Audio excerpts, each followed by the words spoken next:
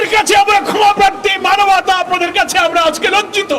আজকের যে বিষয়ে জামাত ইসলামের পক্ষ থেকে প্রতিবাদের ক্ষোভ, দুঃখ, বেদনা, দ্রোহ নিয়ে আপনাদের সামনে আমরা হাজির হয়েছি।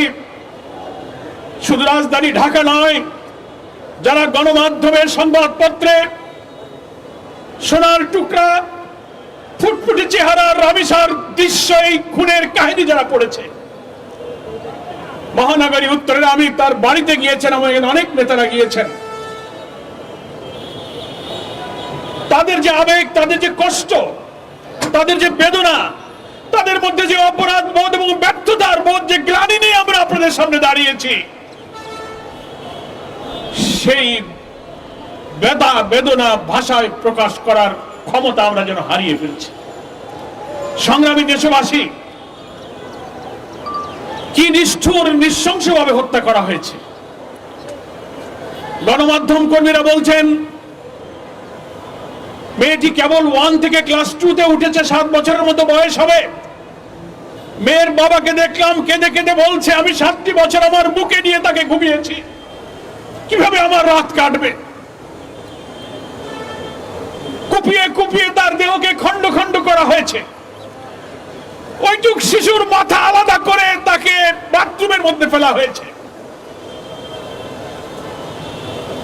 আজকে আমরা মানবতা, গোটা জাতি, গোটা দেশ আজকে আমরা লজ্জিত, ব্যথিত।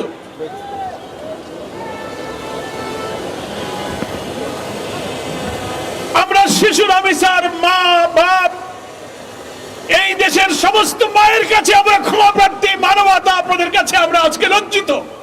আমরা যারা রাজনীতি করি, সমাজ, দেশ, সভ্যতার দায়িত্ব নিয়ে মানুষের কল্যাণের জন্য যারা রাজনীতি আর আদর্শের কথা বলি, তাদের সামনে এত অমানবিক, এত ঘৃণ্য, এত পৈশাচিক দৃশ্য, আমাদের বিবেক ক্ষতবিক্ষত হয়ে যাচ্ছে। হ্যাঁ, আমরা এটা স্বীকার করি। সরকার হয়তো বলবেন, প্রশাসনের দায়িত্ব পালনে যারা আছেন তারাও হয়তো বলবেন, সমস্ত অপরাধ থেকে কখনো মুক্ত হয় না, সব সমাজেই কিছু অপরাধ প্রবণতা থাকে। কিন্তু আমরা বলতে চাই, মানব সমাজ 100% অপরাধ মুক্ত হয় না, কথা ঠিক।